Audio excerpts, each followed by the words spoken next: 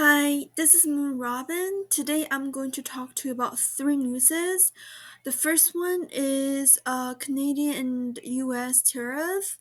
The second one is um, unions of American government wants to sue Elon Musk to be involved in Treasury Department. And then the third one is the research colleges can survive Trump's funding freeze.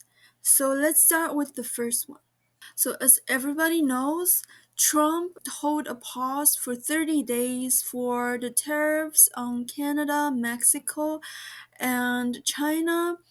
But first, let's talk about why US is having wants to have tariff over Canada and Mexico and China. So every year, Canada export to US gas, oil, and coal for about 29% and 21% of auto parts. At the same time, Canada don't allow any US export to them milk, food, plants, and animal product. And then Canada is the biggest exporter for meat for the US, and at the same time for fresh vegetables, US has imported from Canada around 77%. US rely heavily on Canada's fresh vegetables, and then also US in 2023 imported $45 billion of agriculture from Mexico.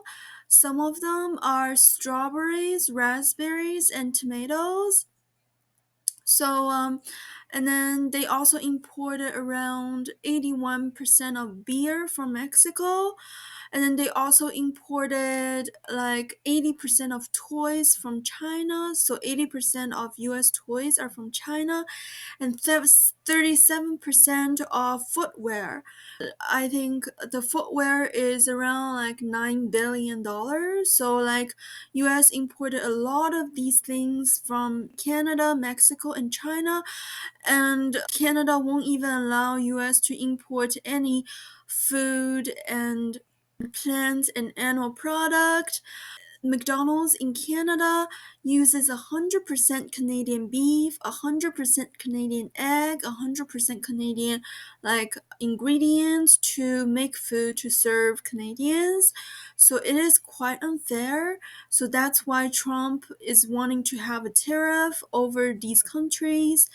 But what's the downside of it?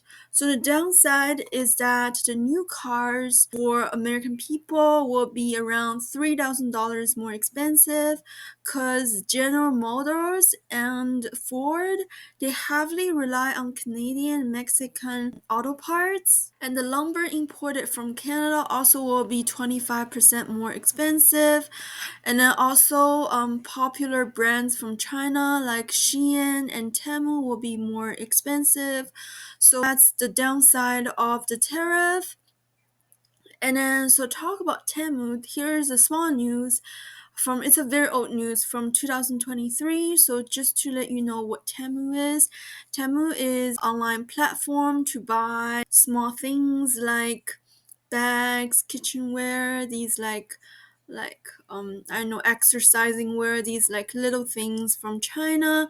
And then in 2022, they profit estimate about $16 billion. And then in 2023, the news is from 2023, they estimated that Tem will profit 34 billion, double 2022. This is due to shoppers shopping robustly. Well, it is nice to let companies earn some money, but you should also consider, are you buying what you need, or are you just buying too much? So this is the first news. This is tariff. The second news is American Union for the government wants to sue Elon Musk being a part of the Treasury Department.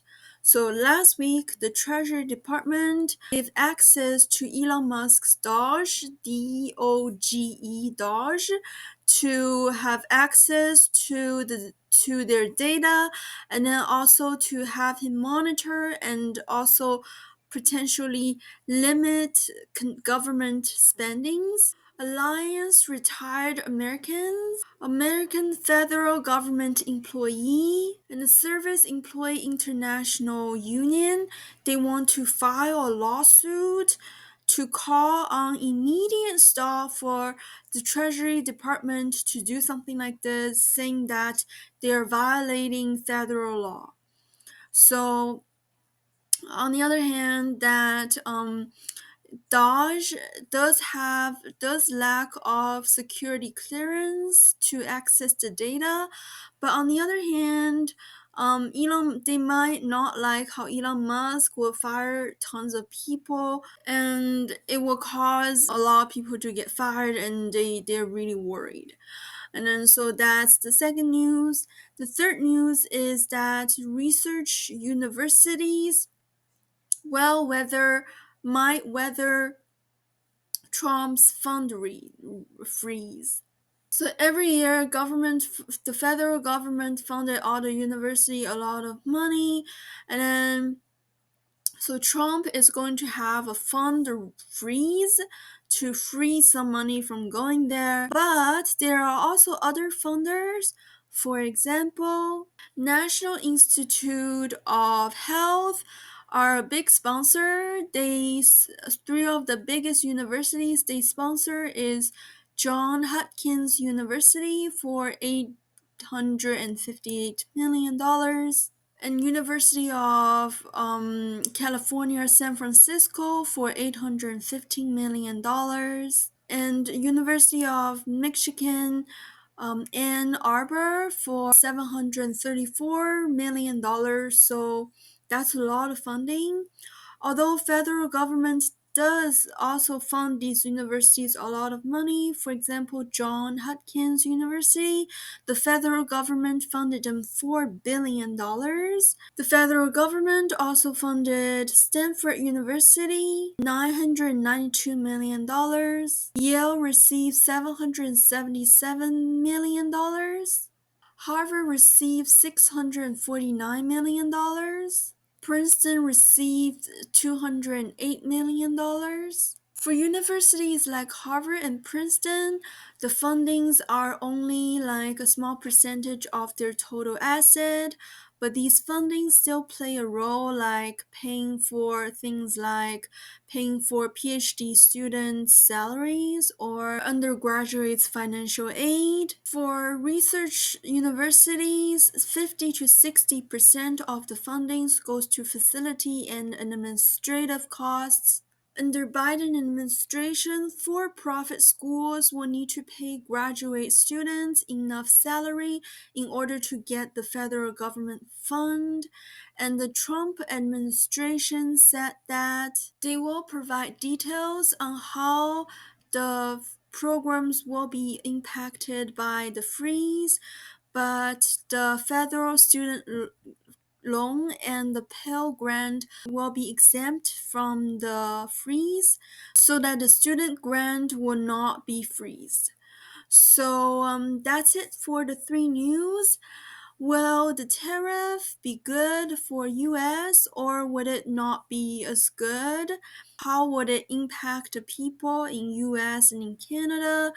Even though it is really unfair that US imported so much stuff, and then like Canada don't allow US to import stuff to Canada, which like US always lets Canada import stuff to them. They're really nice to Canadians. Should Canadians also reflect on how to communicate with the US to try to work things out? Also, would Elon Musk firing people be good for the US government, or would it shrink the government and be good for the people? Or would the funding freeze be able to push the universities to be more independent and work harder to do more good and then be able to earn some money? These are all unknown, and let's just hope for the best, hope everything works out. So these are the three news this week. Hope you guys have big takeaways, and then we'll see you next week.